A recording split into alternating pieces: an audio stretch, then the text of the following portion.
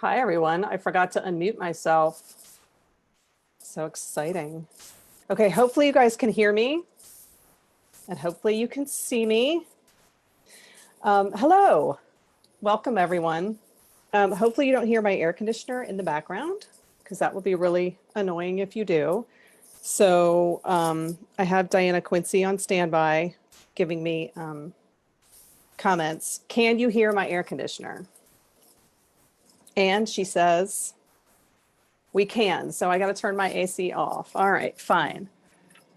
All right, there we go. So welcome, you guys. I'll just give everybody a few minutes to join. I know I was a few minutes late. I was having trouble, as usual. And hopefully you don't see those Zoom controls at the top of my screen. So,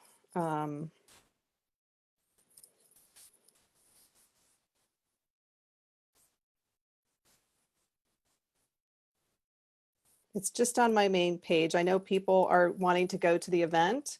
So Dora, would you mind just, Diana, would you mind just posting in the event that it's just on the main page? Because I know people are trying to find it. I just got a text from my friend Lynn who said, I don't see it in the event. So I'm just doing it on the main page. So,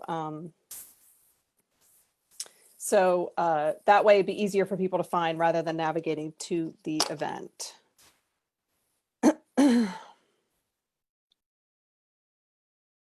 All right, so let's get started. My name is Joanna Shu. Thank you for joining me for this virtual tour of New York City and the Devil of Downtown. So let's get started. All right, we're going to talk about the Gilded Age. So when is the Gilded Age? Let's just start there. The Gilded Age is actually the end of the Civil War through the turn of the century in the United States. That's just like a very broad description.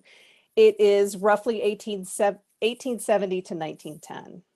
It's a period of rapid economic growth, especially in the North United States and the West United States. It is characterized with a lot of social upheaval. There's massive waves of immigration coming into the country. There's huge technological advances in the Gilded Age, like the railroad, the telephone, the telegraph, the car. And it's also when we see the infrastructures of modern cities really start to take shape.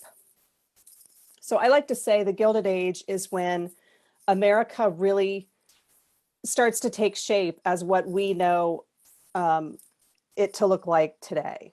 And all that happens in the Gilded Age. Okay, so this is a map of Manhattan there in the middle. And this map was drawn in the 1860s.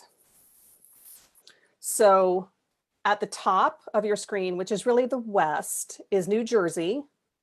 It's separated from the island of Manhattan from the Hudson or North River. In the early 19th century, that was called the North River, but we know it today as the Hudson. So you can see here in 1860 that we're transitioning from the North River. Manhattan, like I said, is in the middle. At the bottom of your screen, which is really to the south and to the east, is Brooklyn. It's separated from Manhattan by the East River. And you'll see a long skinny island out there in the middle of the East River. That's Blackwell's Island. So if you remember Nellie Bly and her infamous stay at the female insane asylum out there on Blackwell's Island, that is where that happens. Blackwell's Island at this time had hospitals and prisons. That was mostly what it was, and insane asylums. That's what it was known for. We know it today by Roosevelt Island. Out there in New York Harbor, that large sort of green island is Governor's Island. When the city was settled by the Dutch in the early 1600s, Governor's Island was a fort. and it would remain a fort until like the 1960s. Up above that, near the legend in the upper left corner, is Ellis Island. At this time in history, Ellis Island is not the immigration center that we sort of know it today. That doesn't happen until the early 1890s.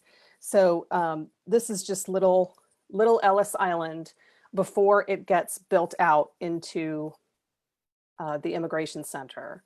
It's worth noting a couple things on this map. The first is that we're not yet the 5 boroughs. Everything is separate. So Brooklyn is its own city with its own government. Queens is its own entity, Long Island, nothing, we're not consolidated yet, and that wouldn't happen until the late 19th century. The other thing I want to point out, you may notice on this map that there are blocks of different colors, and those blocks all have numbers on them. Those are called wards. They are for political purposes. Every ward would have had a ward boss, and it was that ward boss's job to get out the vote in his ward. So also the numbers and the wards were used by police precincts. So that it's a way of sort of dividing up the city in the 19th century for both political and police precincts. They wouldn't have used names like NoHo or Nomad or Soho, or, they didn't use those kind of names. They would have a lot of times used the ward number. So you hear a lot, about the 14th ward or the 6th ward or, the 11th ward. You hear people referred to those wards as opposed to by the area name. Okay, so a lot of people ask me, why do I set my stories in New York City? So that's a good question. So New York is really the financial capital of the United States at this time. Wall Street is here. Banking, industry, and innovation there's a lot headquartered in New York. All the railroad barons, the railroads that were headquartered in New York. Edison was here. Tesla was here. It's a lot was centered here at the time. You also have the rigid social classes that sort of the old guard, the old New York upper class that could trace their ancestry back to the Dutch. And then you have all this new money coming in, and the old guard weren't too keen on the new money. So it sort of lends itself to this very, it sort of lends itself to a lot of conflict that I like to play off of. And we also see the waves of immigration coming in from Europe. I mean, there were millions of people that came through New York City, and many stopped here, many didn't. But we see just through those waves of immigration, a real push for social change that's fascinating in the Gilded Age. So New York is kind of the epicenter of most everything at this time, which is why I like it. All right, so let's start Uptown. So now we've zoomed in on the map, and when I talk about Uptown, I pretty much mean everything north of 34th Street. So here on this map, you can see that it only goes to 86th Street. Now, were there people living above 86th Street? Of course there were. You have to remember that when the island is settled, it's settled from Battery Park, which is at the very south end, northward.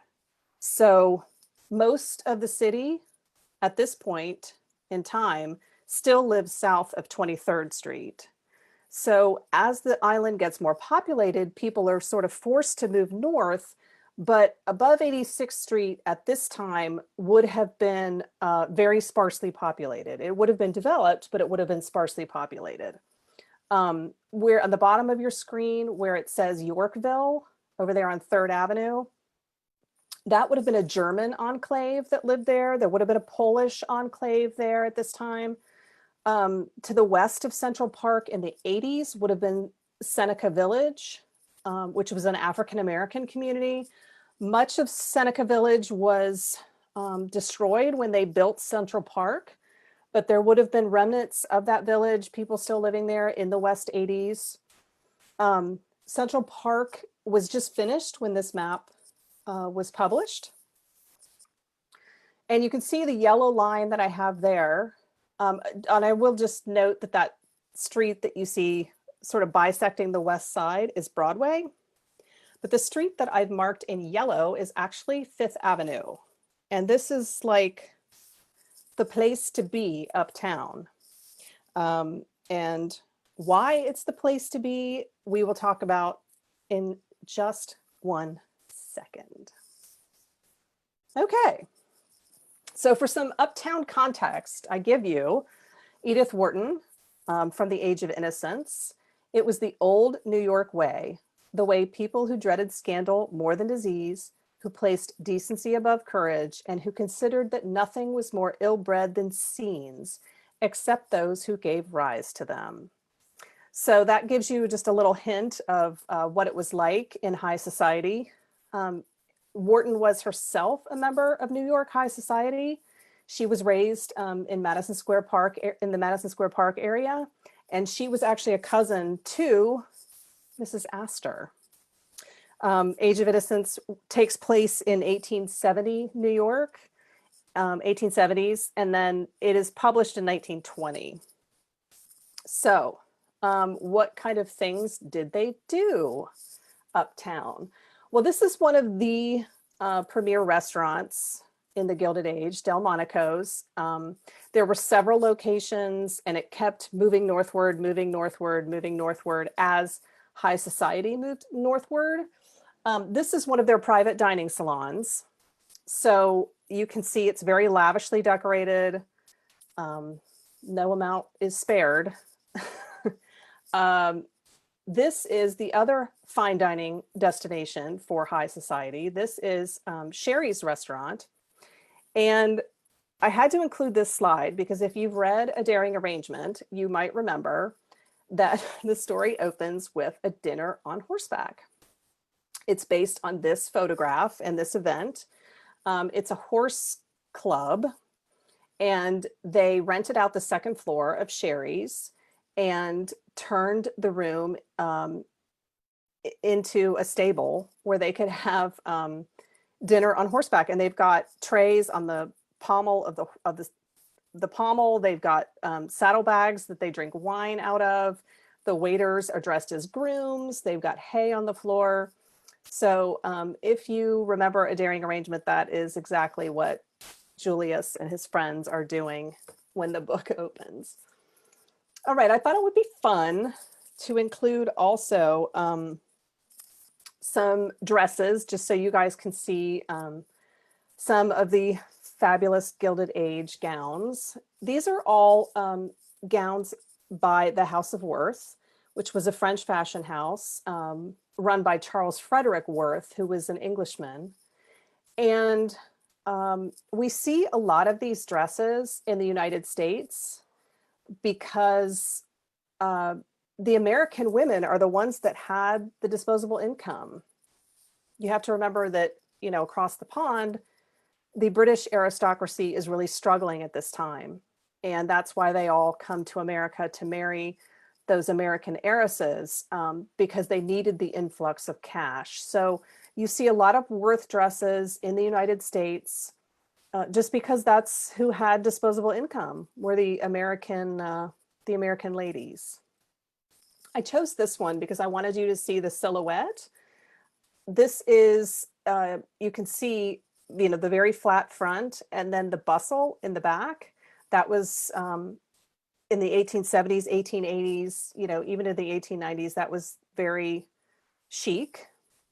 When we get to the 1890s, we see these, start to see these fabulous sleeves on gowns, which I love.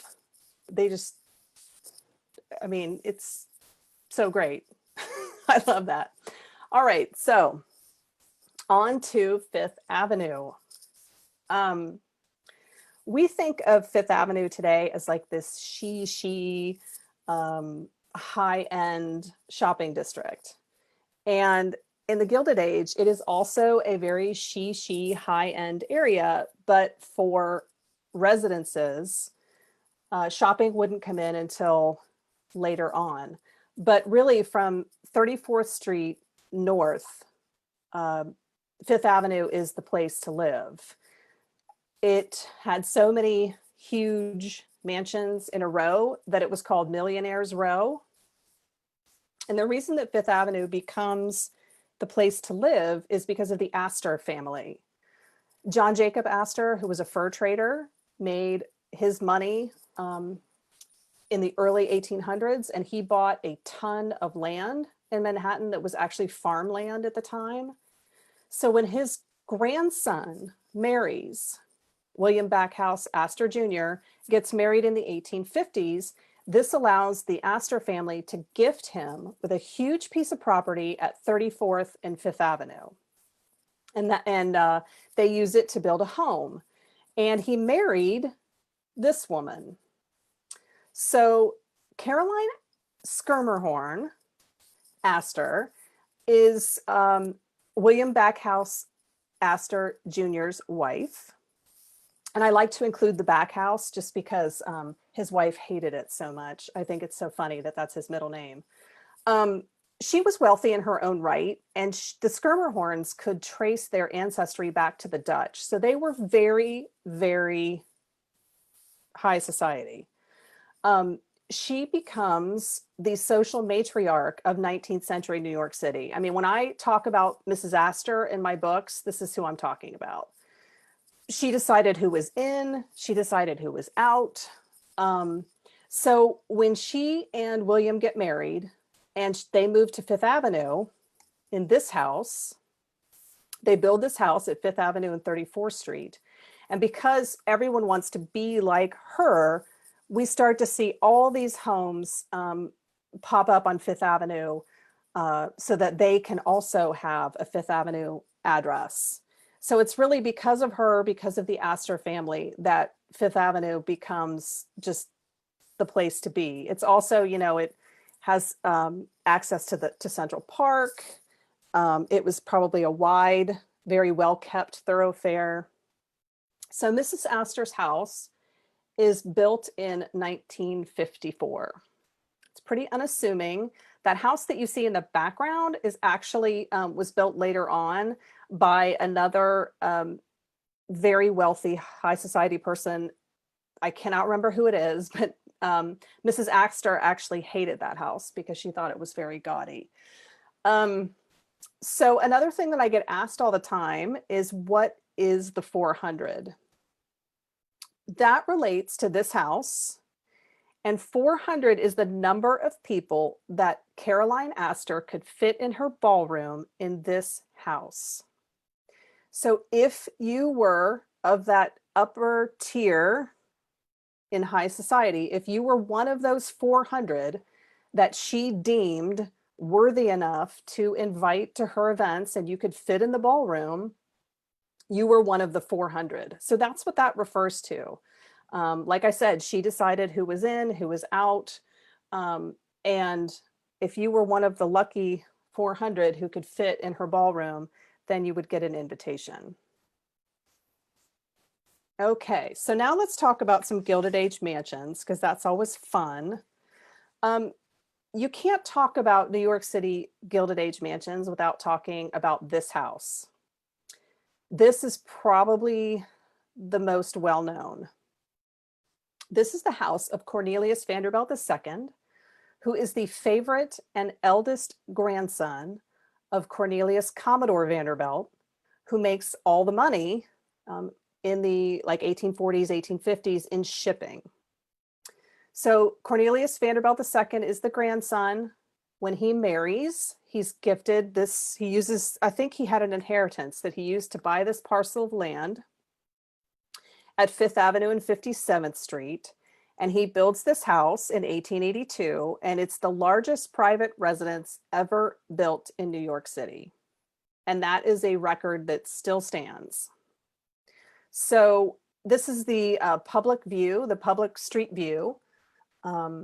They actually didn't think the house was big enough, so they built on a $3 million expansion in 1893. And that's $3 million Gilded Age money, which I don't know if I can't do the conversion, but it's probably, I don't know, $75 million, something crazy like that. So the house is torn down in 1926 and not much survives. But one thing that did survive are these gates that you see down there in the foreground, those iron gates. Those were saved and they're moved across the street on Fifth Avenue to the east side of Central Park. And they're actually one of the entrances on Central Park today. So you can still see those. This is the back side of the house. This is where the family would come in and out of the house. You can see the conservatory there on the far left side. So that is the Vanderbilt house. And what stands there today is Bergdorf Goodman. That is on the same spot. All right. So the next house I want to talk about, we're back to the Astors. So this is actually Caroline Astor's second house. She's now at Fifth Avenue and 65th Street in 1895. Her husband has, I believe, has died at this point. So why she leaves 34th Street is kind of a fun story. So I'm going to tell it, even though it's kind of long, but it's kind of fun. So she's living at 34th and Fifth Avenue. She does not get along with her husband's brother or her husband's brother's wife. When the husband's brother dies, the son, Caroline's nephew, takes over the house that they happen to live next door, right? So Caroline lives next door to her nephew. The two families don't get along. And the nephew has had it with his aunt. He decides to tear down his house and build a hotel because he knows it is going to piss her off, because he's now going to invite all this riffraff and commotion all the time right next door to his aunt. So he builds a hotel and it's called the Waldorf Hotel. Caroline, he was right. Caroline hates it. She's miserable. So she moves uptown here to Fifth Avenue and 65th Street. And her son, Jack, tears down her old brownstone, the one we just looked at, and he builds a hotel right next door to his cousin's hotel.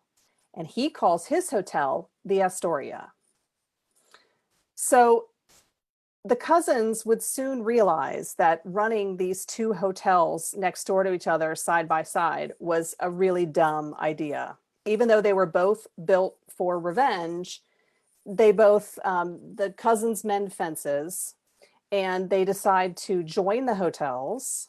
And so the hotels become the Waldorf Astoria, right there at 34th and Fifth Avenue. Now, they'd be torn down for the Empire State Building and moved a little further east, but that is why Caroline Astor moves up here to 65th Street. It's worth noting that her son, John Jacob Jack Astor IV, is the one that dies in the Titanic tragedy in 1912. So here's a front view of the Astor home. You can see that it's called John Jacob Astor's house at this point. They're on the left. His mother has died. Caroline dies in 1908. And Jack Astor would die the following year in 1912 aboard the Titanic. And what's there today? Temple Emmanuel, a Reformed Jewish synagogue, beautiful building. That is where, that's what's on the site today. So the next house that I want to talk about is, somebody said it's $85 million for the Vanderbilt house in today's dollars. That $3 million translates to $85 million in Vanderbilt in the money today. So yes, that I was close, right? I think I said 80. All right, so the next house I want to talk about is the William Clark House. This is Fifth Avenue and 77th Street, and it was completed in 1897. So you can see we're marching northward. So we were at 65th, now we're at 77th. Clark was one of the Copper Kings of Montana. This house is worth talking about because when people talk about the craziness of Gilded Age wealth and excess and just banana pants real estate, this is a house that is always discussed. So I'm going to give you some details about this house. It cost $7 million in Gilded Age money to build. And today, that would be about $192 million just to build it. The house has 9 stories.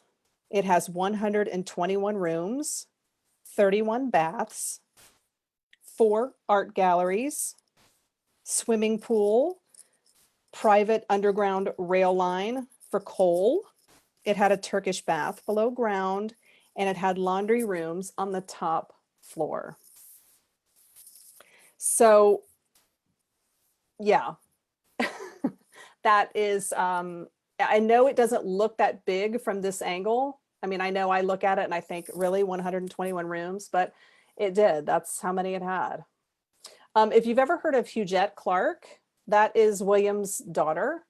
She would become famous in the 20th century for being a recluse. She lived in a hotel, at first with her mother, and then alone, and was a recluse. But she was his heir. I mean, she was his heiress. She was extremely, extremely wealthy. And what stands there today? It is a luxury apartment building there on Fifth Avenue, where that house used to stand. So the last house that I wanted to show is important for a couple reasons. This is the Duke Mansion, and this is at Fifth Avenue and 82nd Street, finished in 1901. So you can see, again, we're marching northward. This was purchased by the North Carolina Dukes, the Tobacco Dukes of Duke University. If you take away, well, when I was researching mansions for the Uptown Girls series, I knew I needed, the Greens would have a very nice home. They had old money, and I knew it would not be lavish like the Clark house or the Vanderbilt house. It would be a little more understated than that. And I happened to land on the Duke Mansion, and I thought, oh yeah, you know, this is exactly where the Greens would live. So if you're trying to picture where the Greens live, this would be it. Now, if you take away those 3 sections on the right, which are actually separately owned mansions, these are like 4 separate pieces. If you take away the 3 on the right, it actually still stands today. And this is the original Duke owned mansion. It wasn't built for them, but they were the first owners. This is what it looks like today behind the ice cream truck. It is still privately owned. It is a historic landmark, and it was put up for sale in 2015 for $80 million. I couldn't find out whether it's sold or not, but I don't know. Maybe we can all pool our money together and we'll be able to buy it. So this is one you can still see today. From the outside, of course. All right, so a nice way to segue sort of between uptown and downtown is to talk about the progressive age. The Gilded Age is also called the progressive age. And what that means is it's a movement to counter the problems caused by industrialization, urbanization, immigration, and political corruption. What really sparks this, we see rumblings of it in the 1870s, 1880s, but really what kickstarts this movement is in 1890, Jacob Riis publishes How the Other Half Lives. Jacob Riis is a journalist and photographer, and he takes his camera and he takes his pencil and he goes downtown to Lower Manhattan and begins to document all of the living conditions, the children living on the streets, the people crowded into tenements, the people robbing people on the streets, the opium dens, the saloons. He shines a light on everything that Uptown has been trying to pretend doesn't exist. This leads to, in the 1890s, a huge push for child labor laws and legal aid societies, and to create a social safety net for both immigrants and the lower classes. So we see missions and settlement houses and calls for police reform. We see unions really come in strong in the 1890s. And that's all because people start to understand what's happening downtown. So here she is. This is the heroine of The Devil of Downtown, Justine. And I have to thank Shannon Donahue for this amazing illustration. I just loved it so much. They, again, like I said, the Greens would have lived in a home like the Dukes. Her father was old New York money. The family had a shipping empire in Baltimore. And Justine is very dedicated to those progressive causes. You know, she's down working for her sister's legal aid society. She's, you know, at the missions. She's very dedicated to helping those of the lower class. One of the inspirations for Justine's character that I just wanted to touch on, speaking about the progressive era, is Marie Connolly Owens. She is widely considered the first female police detective in America. She worked as a sanitary inspector in Chicago, basically to go into factories and make sure that children weren't working there. The other thing that she did is she would go out and find wife deserters. So wife deserters were men who just up and left their families, just peace out. I don't want to be here anymore. It would have been obviously harder for a woman to leave if there were kids involved, and she's responsible for raising those children. You know, she would be tied down, but men, because divorce is so difficult in the 19th century, there are only a few states that would have been friendly for divorce, which would have been Indiana, Reno, Nevada, and Newport, Rhode Island. But you'd have to move there and set up residency, then start your divorce proceedings. And that was not feasible for most people in America. So the only way to get a divorce in New York was to claim infidelity, and both parties had to agree. So you had to go to your spouse and say, okay, which one of us is going to admit to being unfaithful? It was very hard. So divorce is impossible. People that didn't want to get married, if you could, you would just up and go. But if they left kids behind and the wife had no way to support the family, Marie would go out and find these wife deserters and bring them to the police. And the police were so impressed by how successful she was that they gave her a badge and made her a detective. So that was one of the people that really shaped Justine's character when I was writing the book. Okay, here we go. Ready to go downtown? This is where the fun stuff happens. So you can see here on the map, the arrow is really pointing south. I know it looks like it's pointing west, but it's really pointing south. So everything that is quote unquote downtown is really south of 34th Street.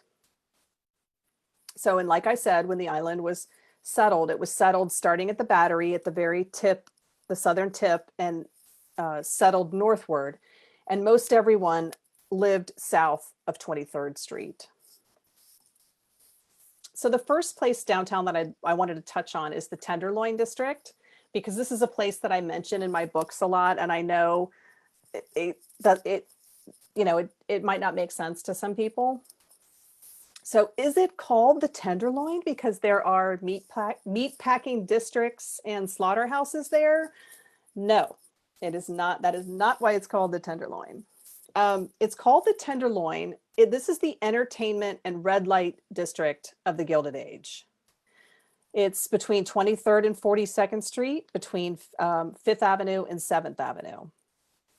And it's called the Tenderloin because a police captain moves in to one of these precincts in the 1870s, and he happens to say, boys, I've been eating ground chuck my whole career, but now that I've got my new position over here, you know, in the whatever precinct, I'm going to start eating tenderloin. So basically, he knew that he was going to collect so much money in bribes that his economic circumstances were about to take a huge leap forward where he was going to be eating, you know, the fancy food. Um, oh, somebody asked around what time was Marie Owens active? So that's a good question. And it was the Gilded Age. I think it was right after the turn of the century, if not the 1890s, then the early 1900s. But I'm pretty sure it's the 1890s when we see Marie Owens in Chicago. Okay, so that's why it's called the Tenderloin. And you can see if you've read The Prince of Broadway, the little arrow there marks where the Bronze House would be at 33rd and Broadway. That's where Clayton Madden's casino sits. Okay, so as I said, the Tenderloin is the entertainment and red light district of the late 19th century New York. It's also called Satan's Circus, which I happen to really love that name, and perhaps I need to start using it more. And it had saloons, it had gambling dens, opium dens, dance halls, but mostly it had brothels. And one little fact I found was that there was a set of 7 sisters that ran side-by-side brothels on West 25th Street. And they used to invite their customers with engraved invitations to come down. And I read that they were so successful that one day a year, and I think it was Christmas Day, they donated their profits to charity. That's how much money they made. They said police corruption kept crime under control. And what that really means is that the police went around to every legitimate and illegitimate business and shook them down for bribes to cover quote unquote protection. So that's really why crime was low, because the police were shaking down the business owners. All right, let's go further downtown. So you're looking here, the red square-ish is 5 points, and the green box is the Bowery. I want to start with 5 points. 5 points is almost the entire 6th ward. You can see on the map there that it's almost that entire 6th ward. It is actually a 5-way intersection that I'll show you in a second. And it gained international recognition as a crime-filled slum, you know, full of gangs and criminals and riots and disease. We now know that isn't entirely the case. It was very working class, lower, you know, poor, but working class as well. So, and the green box is the Bowery.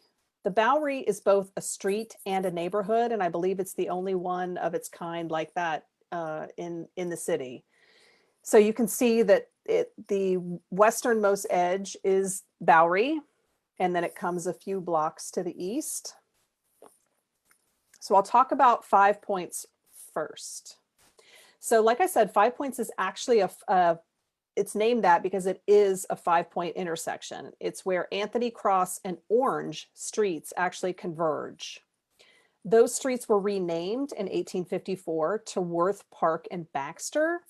In the 1850s, there was this movement to sort of clean up 5 points and to eradicate some of the worst offenders, you know, the most dangerous. There are a couple comments about how cops were basically acting like the mob, and you're exactly right. And that's why in many of my stories, when I talk about the police, it's not in a favorable light. They were very, very corrupt in the Gilded Age. So anyway, in the 1850s, there is an effort to sort of clean up 5 points, and it fails. But they were talking about it starting in the 1850s. It was something that that was in the public conversation because it had just gotten so The perception of Five Points was so negative.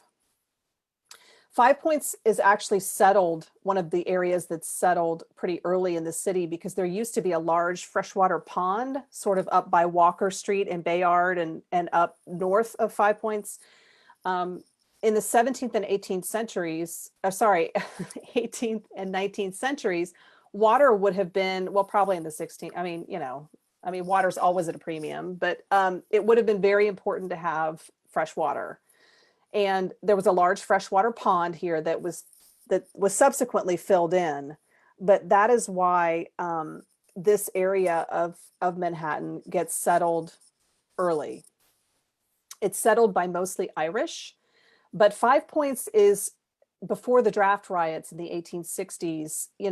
It was very integrated, and we see lots of races and ethnicities living here. And I thought it was worth noting that the father of tap dancing actually comes out of Five Points. There was a man, William Henry Lane, who moved to Five Points when he was in his teens, and he brought his style of African dancing and mixed it with what he saw the Irish doing in Five Points, and this becomes tap dancing.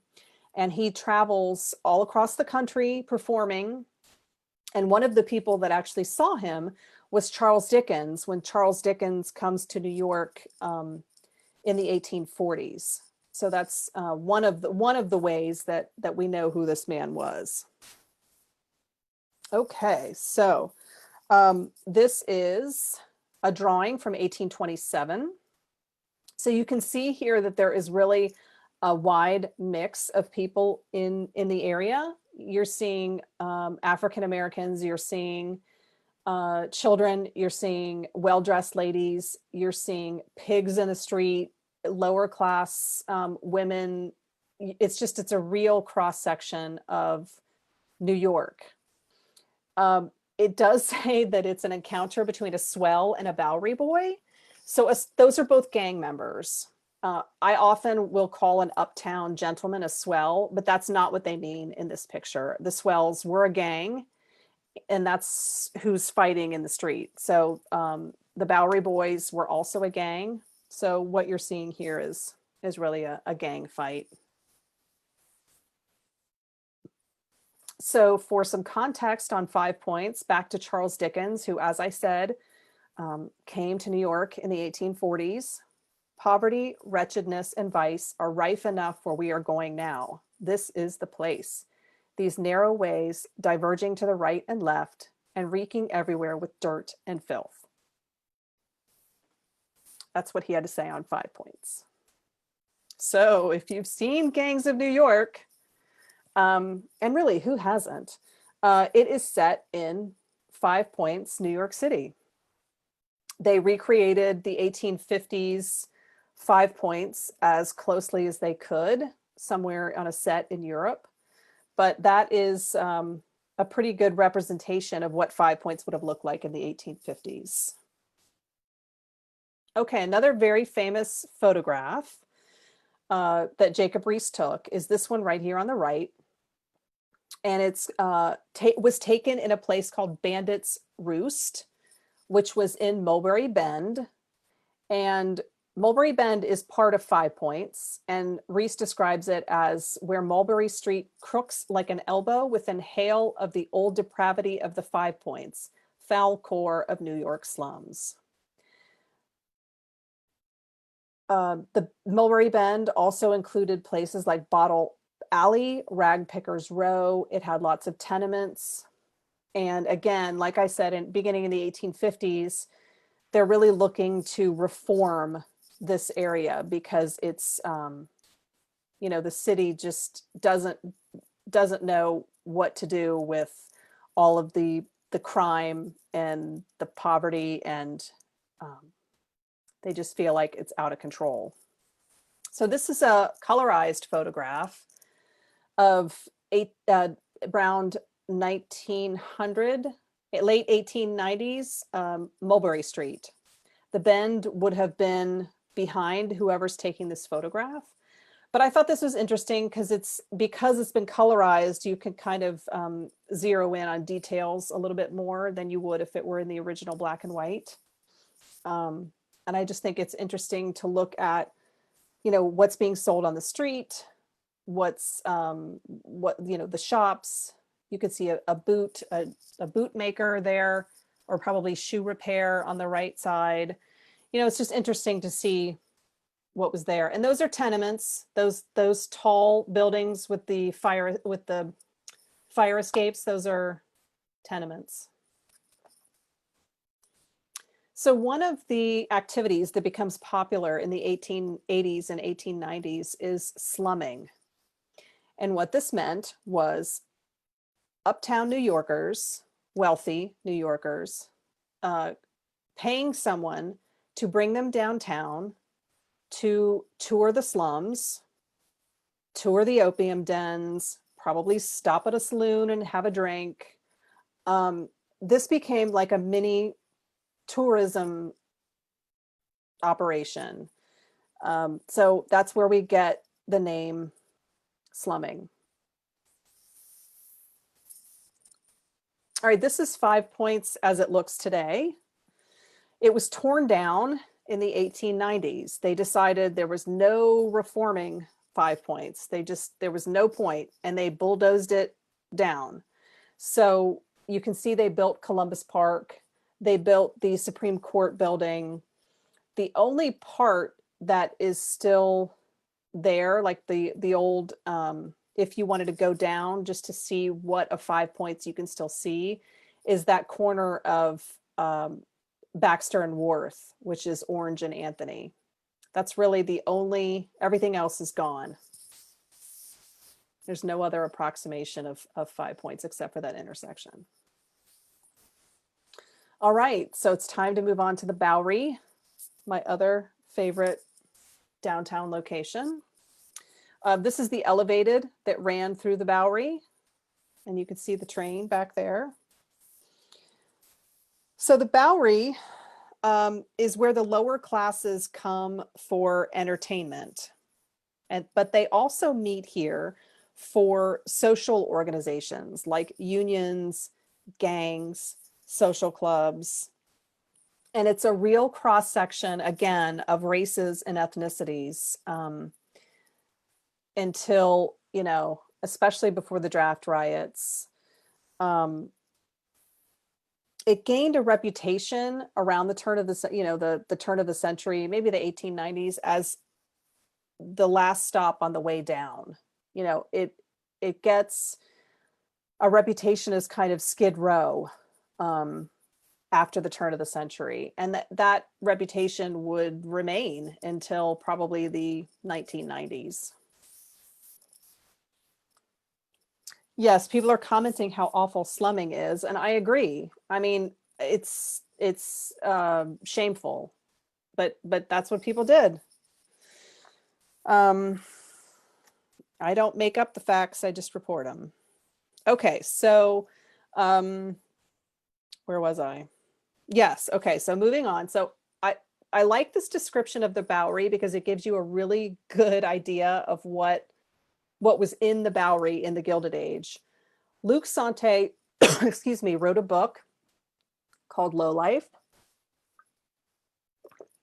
And he says the Bowery possessed the greatest number of groggeries, flop houses, clip joints, brothels, fire sales, rigged auctions, pawnbrokers, dime museums, shooting galleries, dime dance establishments, fortune-telling salons, lottery agencies, thieves markets, and tattoo parlors. So that gives you a good idea of what's happening. Guys, if I start choking, it's going to be bad.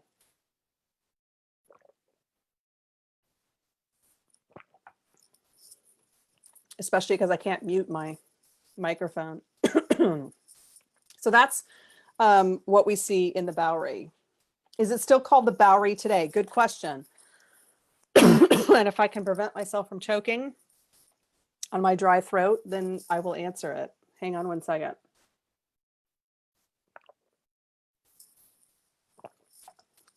So It is definitely called the Bowery today.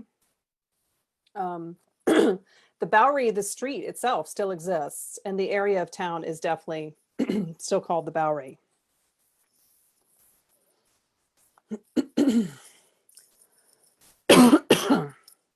Oh boy. I wish I had a lozenge, but I don't. Okay. So, for some perspective on the Bowery, let's go to Teddy Roosevelt, who said the Bowery is one of the great highways of humanity, a highway of seething life, of varied interest, of fun, of work, of sordid and terrible tragedy, and it is haunted by demons as evil as any that stalk through the pages of the Inferno.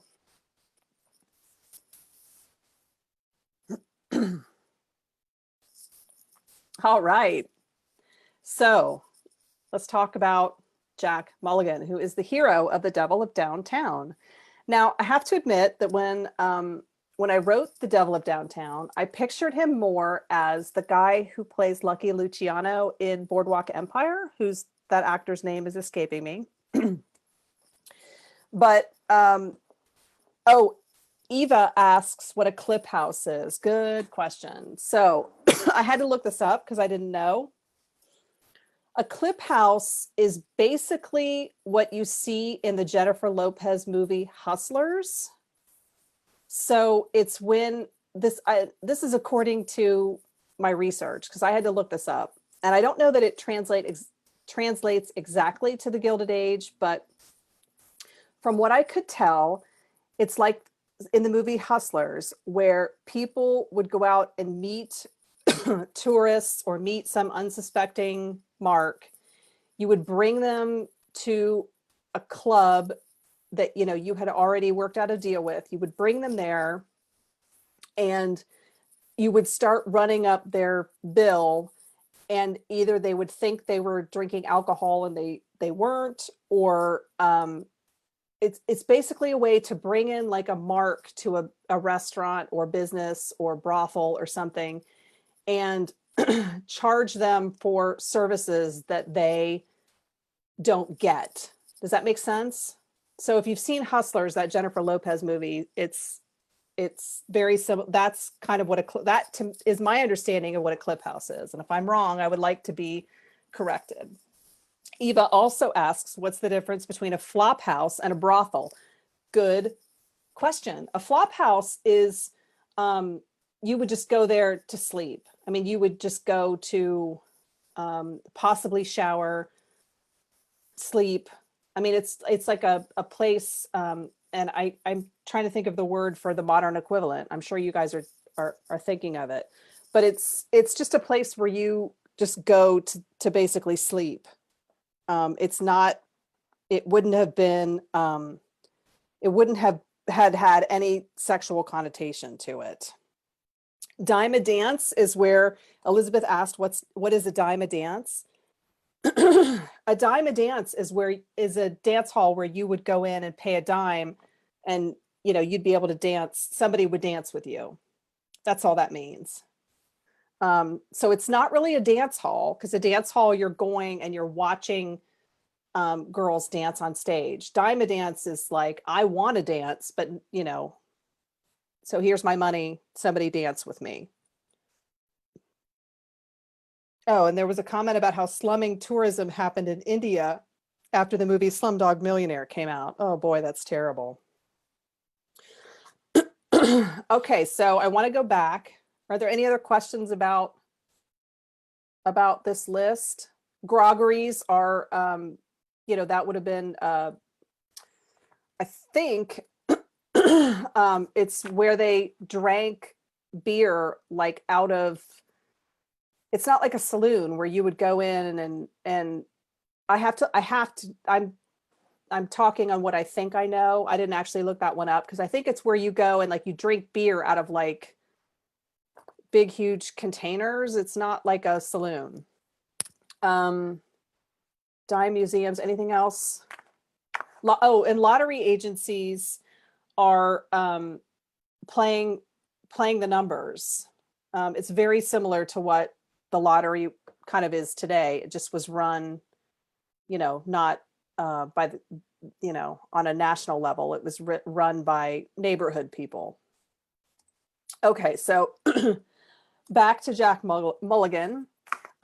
Anyway, so I had a reader reach out to me when the book was published saying, oh, I know, and I think it was Lisa Marie, reached out to me to say, I know that you based Jack Mulligan on Thomas Shelby in Peaky Blinders, because it has to be him. And I actually hadn't seen Peaky Blinders at the time. But I've watched a couple episodes of Peaky Blinders now, and I have to say that, yes, Jack Mulligan's pretty darn close to Cillian Murphy. So in this show, Jack would be better dressed than Thomas Shelby, but it's very, very close. And I'm very much enjoying Peaky Blinders. So if you haven't seen it, enjoy. Okay. So Jack Mulligan is loosely based on this man, Paul Kelly. He is an Italian-American man who comes to America, and he's a former boxer turned gangster. He took the money that he made boxing and he opens several brothels, and he uses that money to then parlay into power in taking over the 5 Points gang.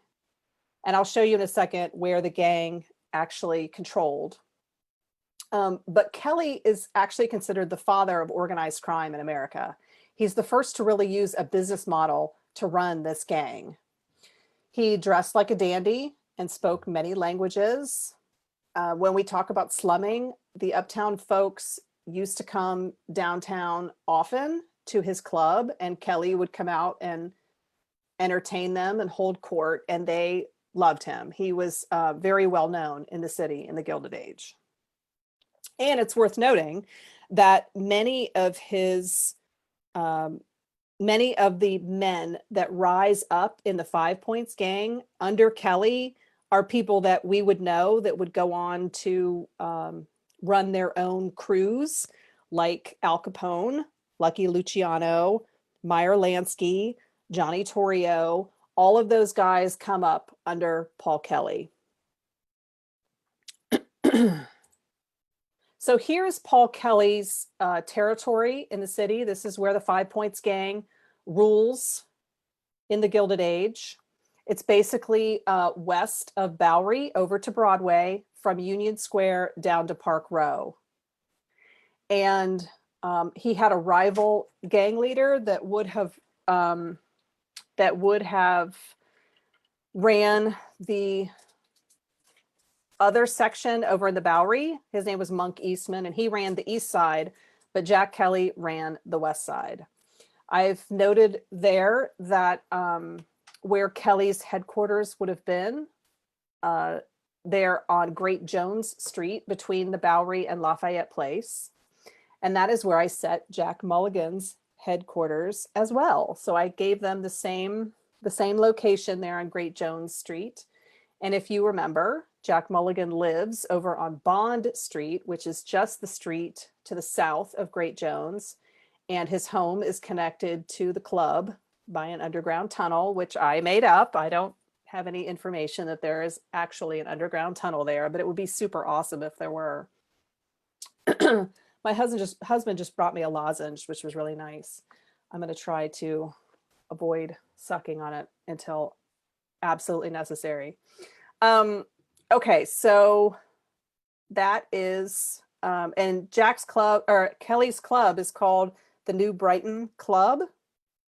And this is what it looked like. This is the New Brighton Little Naples Cafe on Great Jones Street. It had a saloon in the front. It had a dance hall, probably lots of other rooms for various nefarious activities. These are some of the men that were in the 5 Points gang with Kelly, Paul Kelly. So these are real gang members. Now the photo where I found this said this was from the 1890s. I sort of don't believe it, just based on the clothing. It looks like it's after the turn of the century to me, but I could be wrong. But it looks like were, 1905, 1908, 1910, but I could be wrong. But it claimed it was from the 1890s.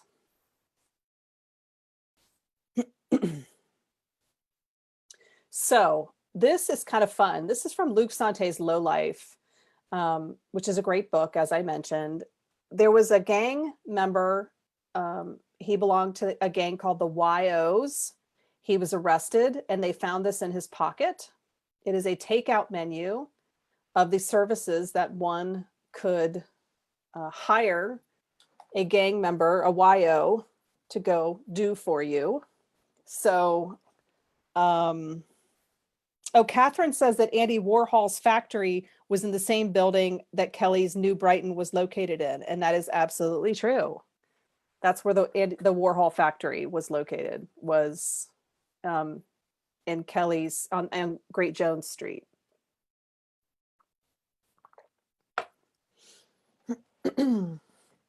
Okay, so I don't know if any of you guys need an ear chawed off, but in the Gilded Age, you could have paid $15 to have that taken care of. All right, so I wanted to read this quote, and I know it's long, but I feel like what Jacob Riis was commenting on and what he was trying to shine a light on are issues that we are still dealing with today. And this passage just really resonated with me. Long ago, it was said that one half of the world does not know how the other half lives. That was true then. It did not know because it did not care. The half that was on top cared little for the struggles and less for the fate of those who were underneath, so long as it was able to hold them there and keep its own seat. There came a time when the discomfort and consequent upheavals so violent that it was no longer an easy thing to do. And then the upper half fell to inquiring what was the matter. Information on this subject had been accumulating rapidly since, and the whole world has had its hands full answering for its old ignorance. So some things stay the same. Oh, Judy wants to know, what does jacked out mean? And that's on the list of YO services. I think it's, they carried things called blackjacks, which was like a billy club.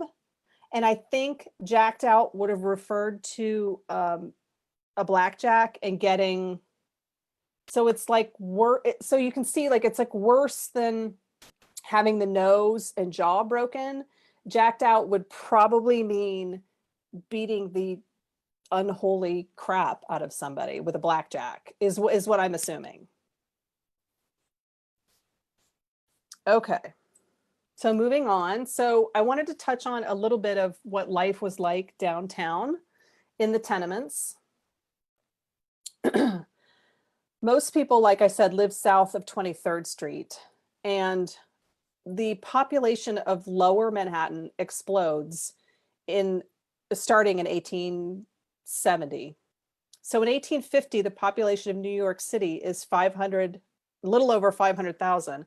And by 1900, it's 3.4 million. You can't build out, right? You can go north, but there's people living up there like the Astors and the Vanderbilts, and they're not going to like that. So what they do is they start to build up in lower Manhattan, and they build these 4 to 5 floor walk-ups that have little to no green space on the lot. They use every available part of the real estate to put in as many rooms and bedrooms as they can, just to cram as many people as they can into these buildings. Most of them had no air, and they were windowless rooms. There's no indoor plumbing at this point. That doesn't come until 1907. So you would have used an outhouse outside. And for anybody who's been to the Tenement Museum in the Lower East Side of New York, which I highly, highly recommend, they do have those outhouses outside in the back. And I'm sorry to laugh. I'm not laughing at the outhouses. I'm laughing because when I took my 2 daughters and they were, I don't know, 8 and 10, something like that, 7 and 9. I took my girls to the Tenement Museum to see the tenements, and they have the outhouses in the back. And my daughters asked, you know, what are those? And I said, that is where you would go to the bathroom. And they both just couldn't even believe it. And I said, yeah, imagine in the middle of the night having to go to the bathroom and you have to get up and go outside in the freezing cold. Anyway, so there's no indoor plumbing, lack of airflow, lack of fire safety. These buildings they were not upkept. There was no upkeep. They were for the most part very unsafe. And this is just how the tenement evolves in the 19th century. You can see starting on the left, we've got the house is built, we've got plenty of yard, the rooms are really big. And you can see as the tenement structure evolves, you can see we're losing yard space. The indoor space is getting more and more crowded, more rooms. They're just trying to cram more people in there. And that's pretty much, what they were trying to do, is just fit as many people as they could. So if you've ever been to the Tenement Museum, this is very similar to what you see, not with the dirty laundry and dirty pillow, but it's these very small rooms with faded wallpaper and windows that open up into other rooms. Like I said, no indoor plumbing. And this is what Jacob Riis was documenting, that people who lived uptown just had no idea that this was what was going on. So I just wanted to show a slide quickly of how you would get around in Gilded Age New York. If you had money, you would hire a hansom, or you'd have your own private carriage. And you can see that on the upper left. The omnibus is like a big wagon, double-decker wagon that's carted by horses. You see the electric streetcars there on the lower left. And the elevated trains come into the city in the 1870s. So they would eventually go underground in Manhattan when the subway is built. And the subway opens in 1904. But until then, for 30 some years, they had the elevated trains. And this made a huge difference to people, because you no longer had to live right where you worked. You could actually travel, to another neighborhood to work or live. So that made a big difference for people. Elizabeth wants to know why it's called a double-decker. I'm using the term double-decker. They didn't call it that. It just would have been an omnibus. But, double-decker meaning 2 levels is what I meant by that. You can see the people sitting on the top, and there are also people sitting inside. So it's almost like a double-decker bus that's just pulled by horses. Okay, so the last thing I want to touch on is Tammany Hall, which, to be honest, is a pretty boring and depressing conversation. So I'm not going to talk too long about it, but it seems to be, it's kind of like an abstract concept sometimes. And so I just wanted to break it down and have it just be really simple. This cartoon right here depicts Richard Croker as an octopus. Croker is sitting atop City Hall, and his octopus arms and legs are, he's got fingers in every pie. He's got a hold on the tax department. He's got a hold on the fire department, the garbage contracts, the building department. So this is to show how pervasive Tammany was in New York City at the time. They really control everything.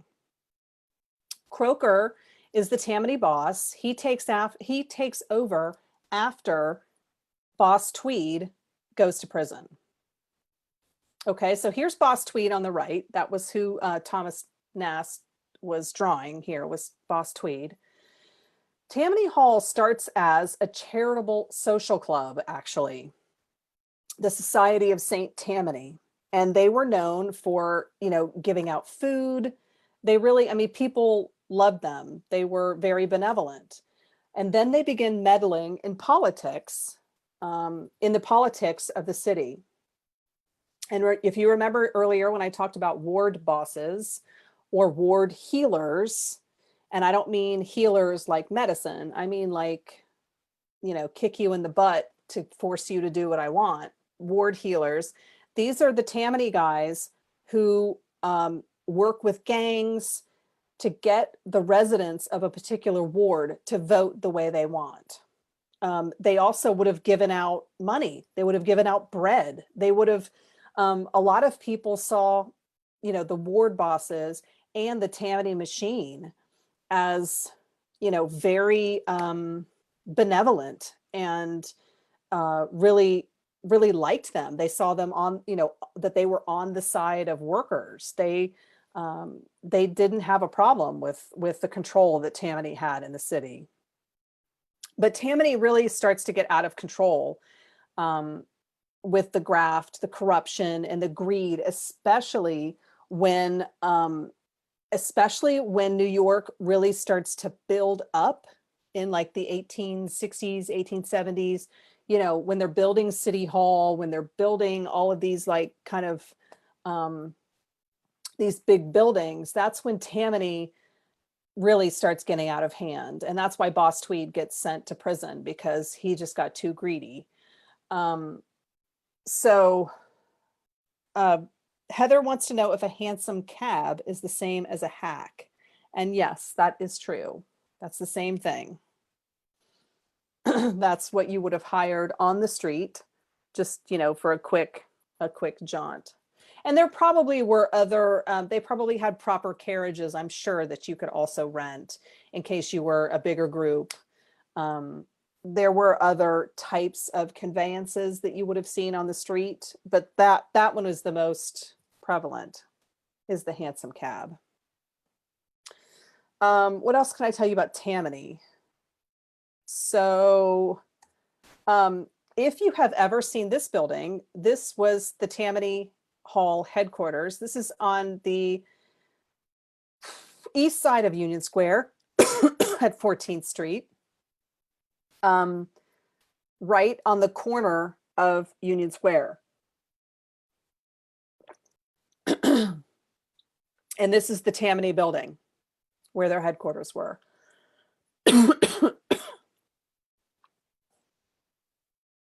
Jenny says, just like the movie Far and Away. Wait, what's Far and Away? How come I don't know that reference? I've seen that movie. Somebody will have to explain it to me. Is that a Tammany Hall thing, or is that a hansom cab thing? All right, so anyway, so this is the former Tammany headquarters. That seal on the top of the building is actually the Tammany symbol. I think they've had some work done on the building in recent years to restore it, but if you ever see that, that is where they congregated. So I just wanted to include some quick resources for you guys in case you were interested in more about old New York City. The Tenement Museum and New York Adventure Club are both doing live events right now, especially New York Adventure Club. They're doing lots of live webinars. And the Tenement Museum is doing some events as well. So if you're looking for something to do in, that relates to old New York, those are both good resources. Elizabeth is dumbfounded that Tammany Hall was originally a benevolent society. It's very hard to believe, but it's true. And even when they were corrupt, many people, still revered them because they remembered that when they got in trouble, the ward boss helped them out, or somebody from Tammany helped them out, gave their family food or gave them money. I mean, they were, we sort of have the big picture now, but back in the 19th century, they didn't have the reputation. Not everyone could see really what they were doing behind the scenes. I highly recommend the Bowery Boys podcast if anybody likes to listen to podcasts about old New York. And these are 3 books that I use quite a lot in my research, especially for the Uptown Girls. As I mentioned, Low Life by Luc Sante. Gangs of New York by Herbert Asbury, and Incredible New York by Lloyd Morris. Those are books that I really like. Okay, you guys, should we take questions? I'm gonna not share my screen anywhere so you guys can see me. Can you see me? I wore lipstick, for goodness sake. I have to show it. Hello. So if anybody has questions, I'm happy to answer, but if not, this has been fun. It's been longer than I thought it was going to be. So thanks for hanging with me. I'm sorry that I coughed and like choked through parts of it. I probably rushed through a lot of it too, so I apologize for that. Oh, Far and Away, Tom Cruise and Nicole Kidman are immigrants who come to America from Ireland. Yes, that's true. Charlene says corruption is everywhere. Yes. As then as now. Some things never change. But I don't remember where in Far and Away, I don't remember where they settle in America. Do we ever see that? Or do they just get on the boat and come to America? I don't remember where they settle. That movie's been wiped away, sadly. So my glasses are askew for some reason. All right, you guys. Any other questions? Anything else you want to talk about? Anything I didn't cover? Any other questions? You know, it's I love talking about this stuff. So anytime you guys want to talk about New York history, I love it.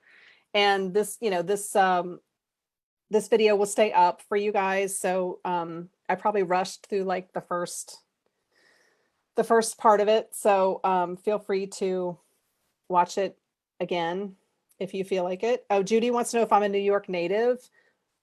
I am not a New York native. I live in New Jersey, which is about 30 minutes outside New York City, but I lived in New York City for like 7 years.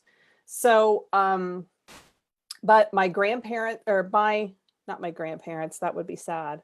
And my great grandparents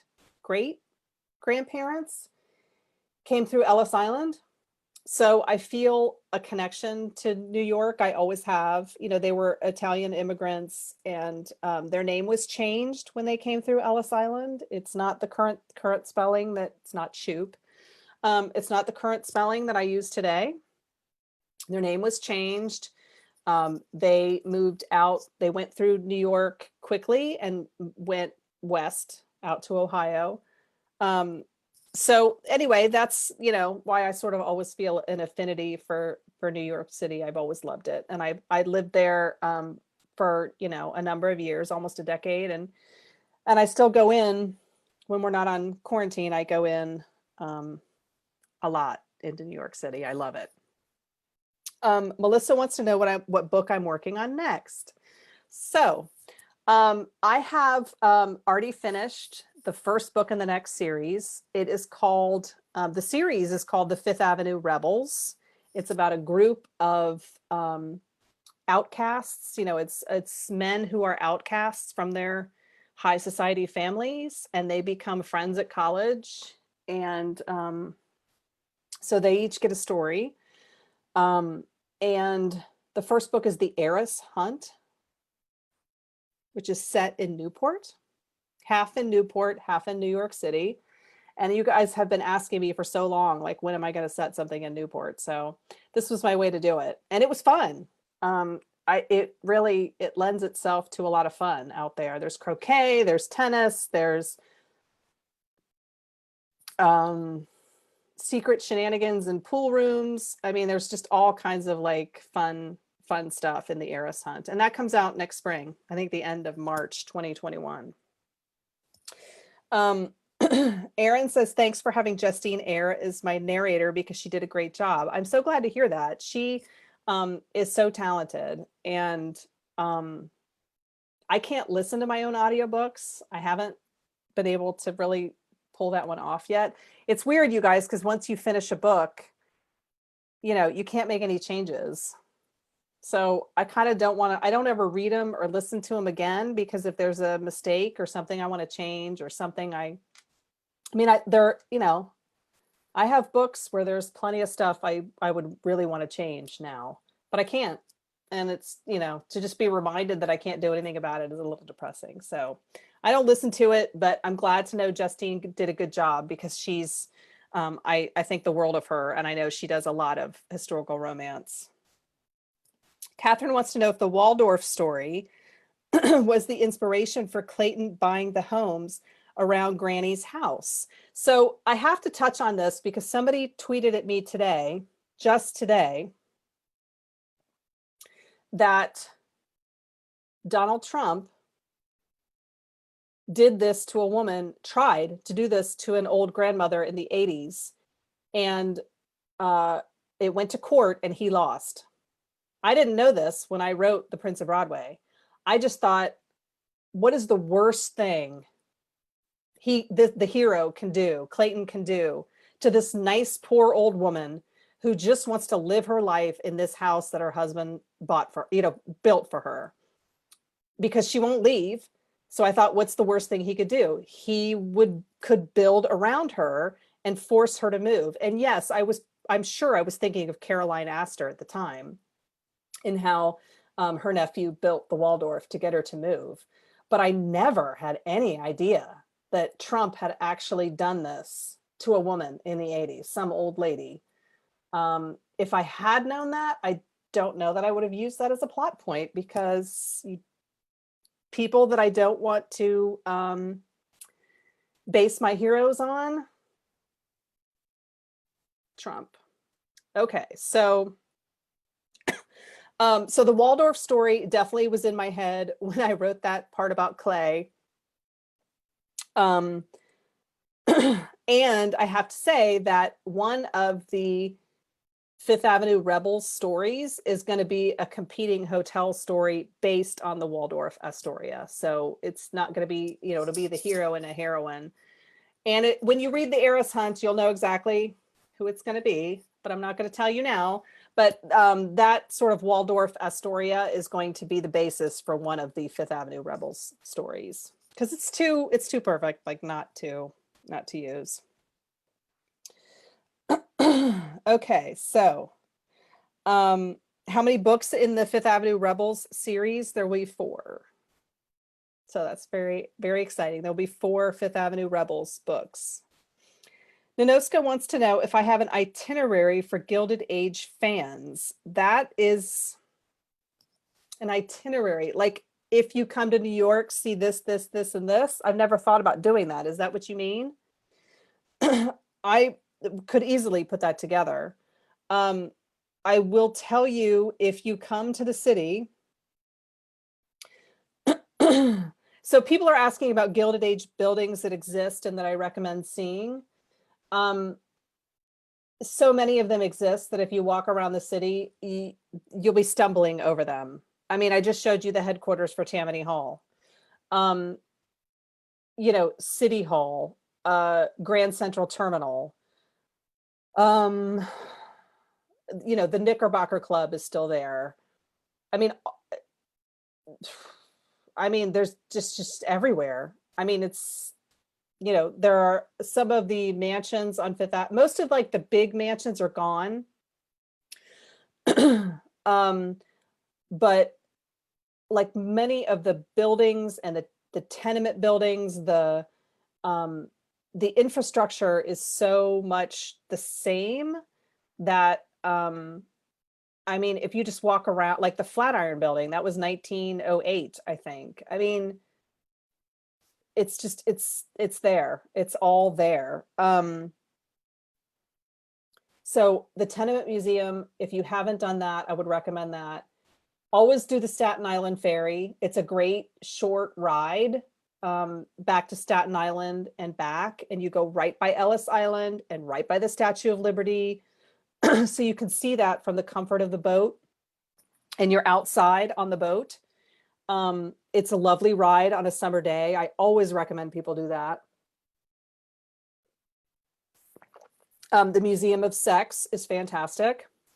The Fifth Avenue Library is a Gilded Age building. That's beautiful. The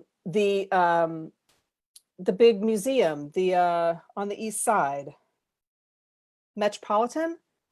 I mean, all of those are built in the Gilded Age. American History Museum. I mean, all that stuff. So, the Delmonico's that's down in the financial district is still there. I think it is the original Delmonico's. I don't know, but it's one of the older ones. That's still there.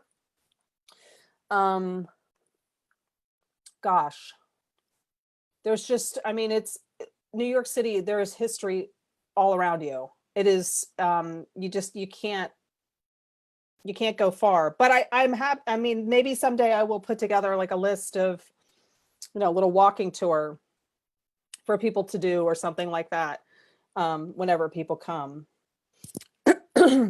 So those are, let's see.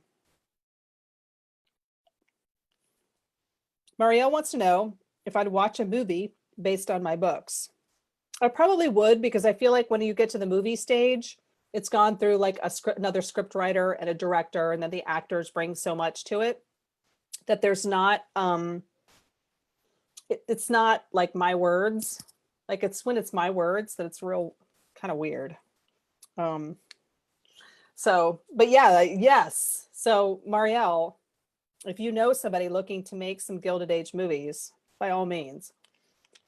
Oh, Aaron says it was Frank Tripp's idea about the buildings anyway. Good. So now I can blame Frank Tripp for that, but I had forgotten that, actually. Yeah, because that's in the Rogue of Fifth Avenue. Awesome. What else? Yeah, Catherine said that New York Adventure Club has some history and architecture tours. Yes, they do. And that's who we did the tour of the Players Club with, was New York Adventure Club. So once, lockdown is lifted and tours are being given again, I highly recommend New York Adventure Club. And their online webinars are great. I mean, they have one on Lost Gilded Age mansions. They have one on the Bowery coming up. They have one on Five Points coming up. So, I highly recommend checking out their stuff. The Tenement Museum has had a lot of really cool stuff recently. Like, they did a cooking demonstration of, like historical immigrant cooking that would have happened, like in the tenements. That was really cool. I'm sorry that I'm chomping on a lozenge, you guys. I can't help it. Sharon wants to know when we can travel again, right? Wouldn't we all like to know that? Yes, I would also like to travel again. What else can I tell you guys? Any other Devil of Downtown questions, or something I didn't cover? Or I mean, probably we're good, right? I think I answered all the questions. Diana Quincy's done an amazing job sending me questions, which I'm very grateful for.